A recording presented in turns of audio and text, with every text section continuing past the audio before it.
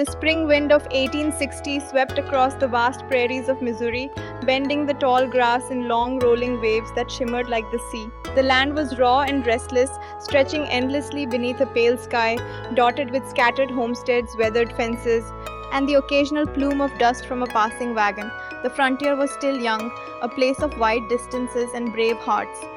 In a small town at the edge of that wilderness, a 14-year-old boy named Tommy Reed worked in his father's livery stable. Every morning he rose before dawn to brush down the horses, fill the troughs, and mend worn leather straps. He had grown strong from work and sun, his face browned by wind and dust, his eyes bright with the energy of youth. Yet behind that boyish face lived a deep yearning, a hunger for adventure that the slow rhythm of stable life could not satisfy. Tommy had heard the men talk about the new venture called the Pony Express. It was the boldest idea anyone in town had ever heard of.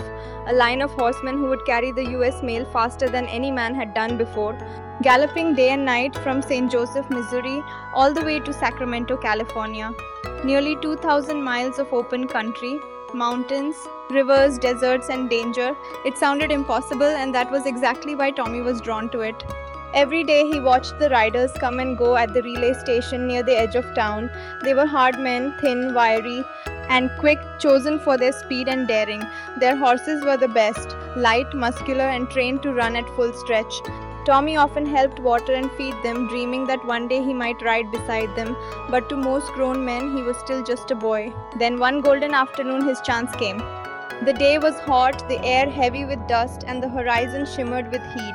A rider thundered into the station yard, his horse staggering and slick with sweat. The man barely managed to dismount before the animal stumbled to its knees. The next stretch of the route, 30 miles of open prairie to Sugar Creek Station, needed to be ridden immediately. The mail could not wait. But the next scheduled rider had not yet arrived, and time was slipping away with every heartbeat.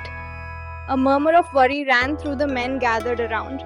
The mail pouch, a thick leather satchel marked US mail, contained letters, government papers, even army messages. Delay was not an option. Tommy stepped forward quietly. His heart thudded in his chest, but his voice was steady.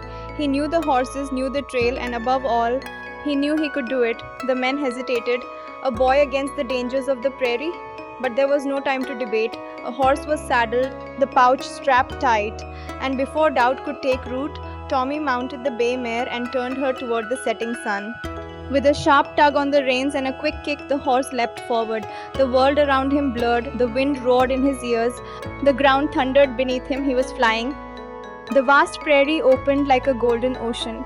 The mare's hooves struck the earth in a steady rhythm, carrying him farther and faster than he had ever gone.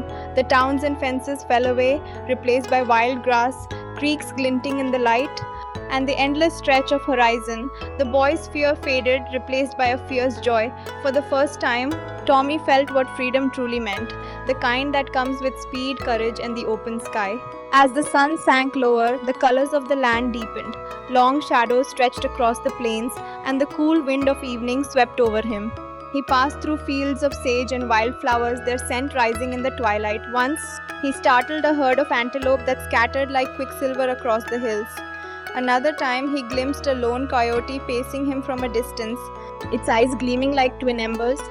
But night soon fell, black, wide, and silent. The moon rose over the prairie, silver and watchful, lighting his way. Tommy's legs ached, and his hands were stiff from gripping the reins.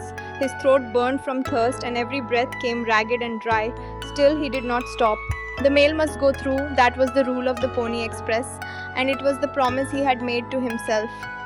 Hours passed. The stars wheeled slowly overhead, cold and clear. The wind grew sharper, carrying the distant cry of night birds. Tommy's mind drifted between exhaustion and determination.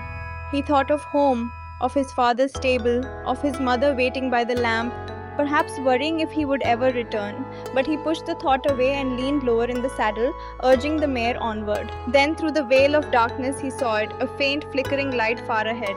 The station, the end. The sight filled him with renewed strength. He pressed his heels into the mare's sides, and she responded with a final burst of speed.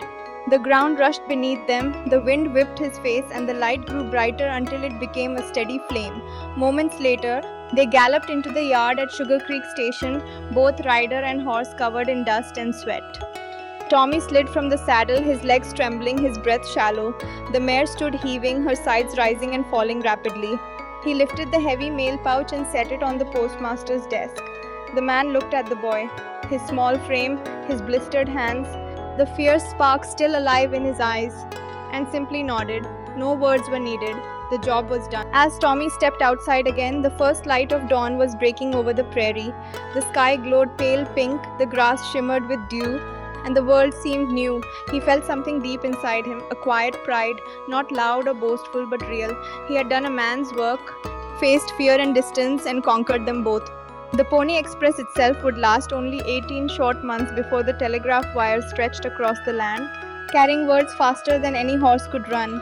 Yet its legend would live on, a testament to courage, endurance, and the unyielding spirit of the frontier. And among those legends, people would still tell the story of a boy from Missouri, a boy who, for one unforgettable night, carried the heart of a growing nation in a leather mail pouch across the wild American plains.